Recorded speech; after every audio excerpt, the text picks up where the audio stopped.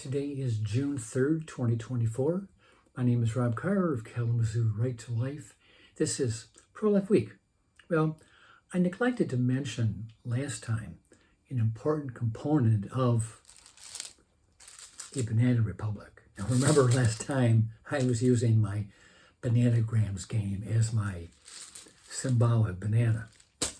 But besides being a dictatorship or a one-party rule or taking power by a revolution or a coup d'etat, the one thing I didn't really mention, and that I should have, it's the common occurrence of locking up your political opponents in prison or in jail, or better yet, by political assassinations. That is a key element of all banana republics. You lock up your challenger, your opponent. You just lock them up. So here in this Trump case, we have a Democratic district attorney, or we have a Democratic attorney general, or other officials like a general special counsel or whatever.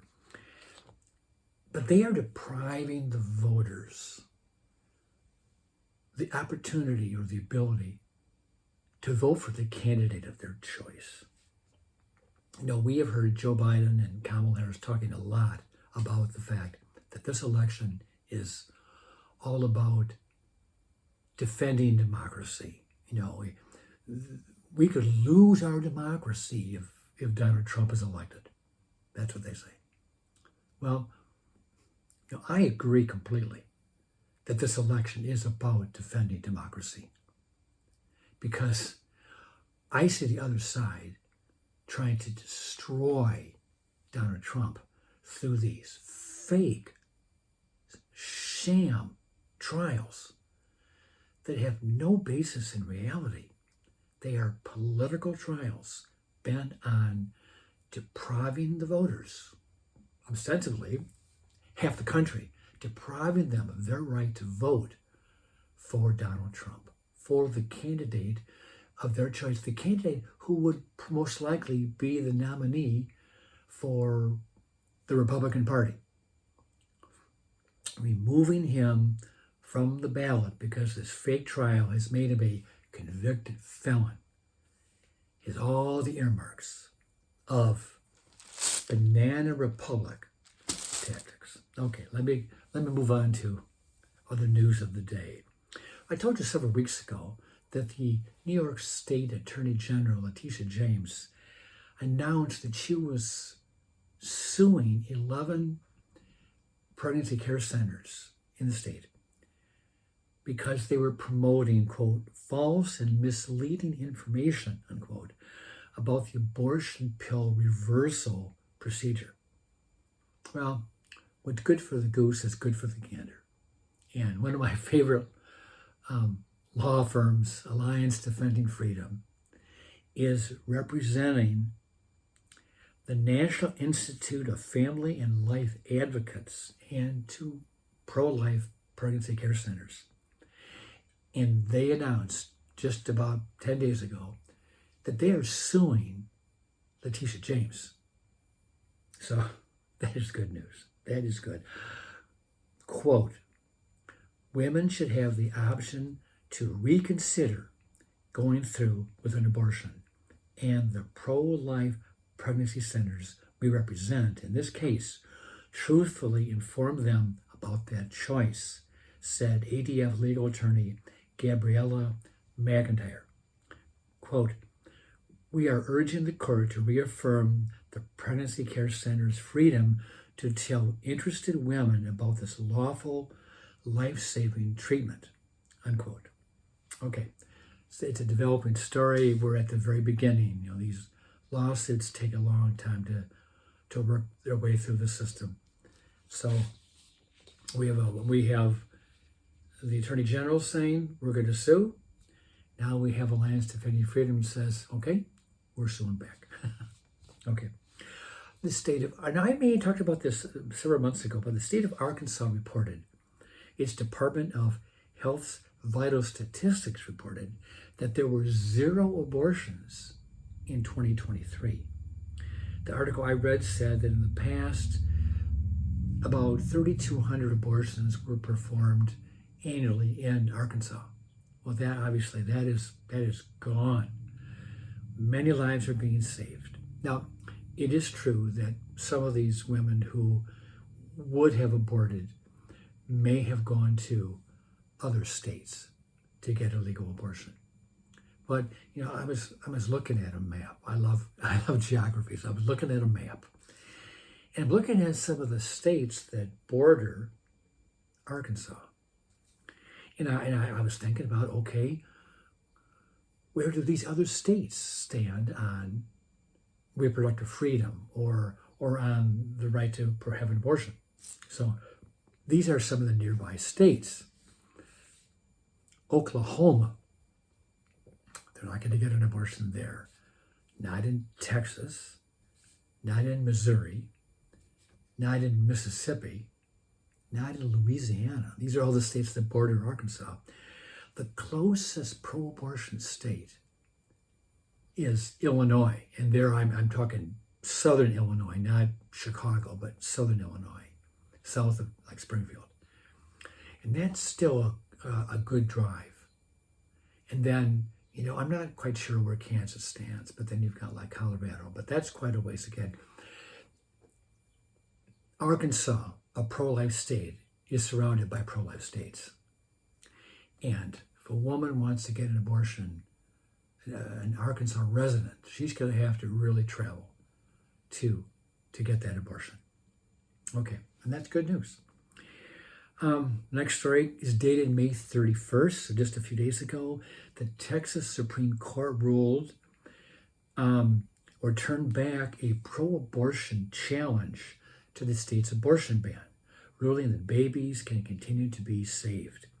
The state's highest court rejected a challenge from pro-abortion groups that wanted to expand narrow exceptions in the law that allow abortions in cases needed to save the life of the mother.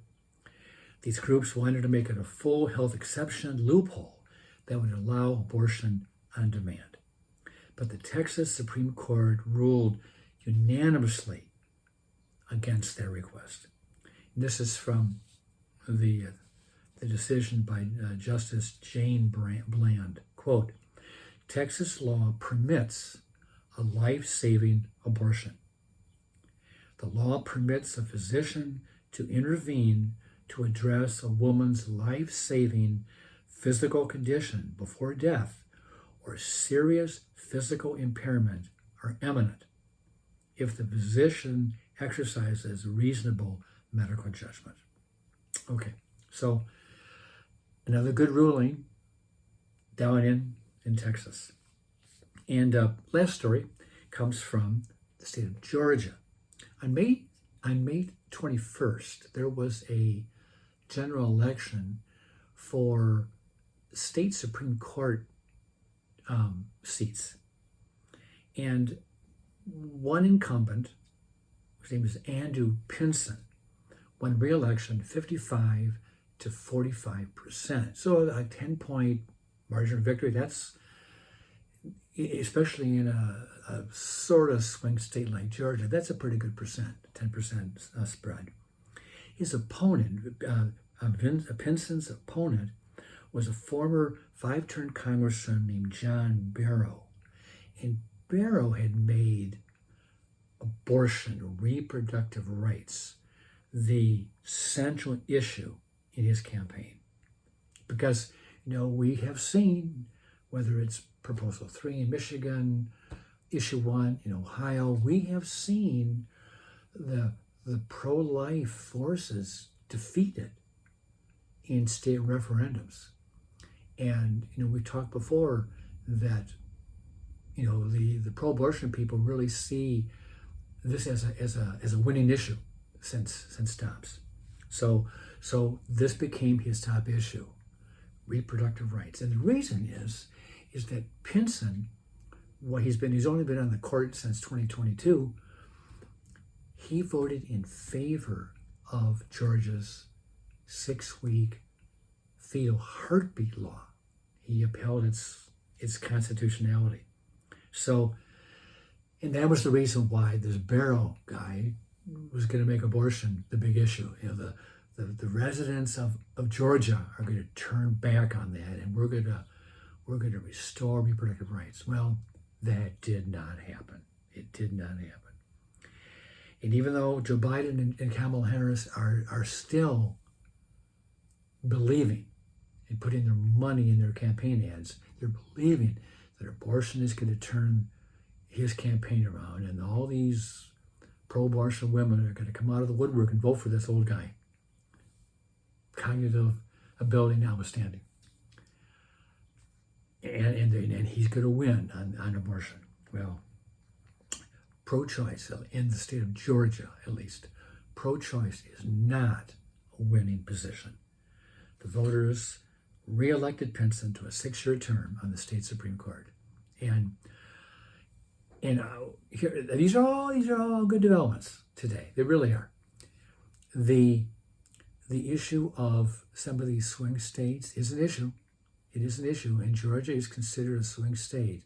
I guess there are 6 or 7 swing states. We've got, I'm going to go west to east. We've got Nevada and Arizona, and then we've got Georgia and North Carolina and Michigan and Wisconsin and Pennsylvania. I guess those are the 7 swing states. And Georgia, most people are believing that Georgia is going to go with Trump. And that is good news. We need to make sure that pro-abortion Joe Biden is defeated this November. With that, I will let you go, and I'll see you next time.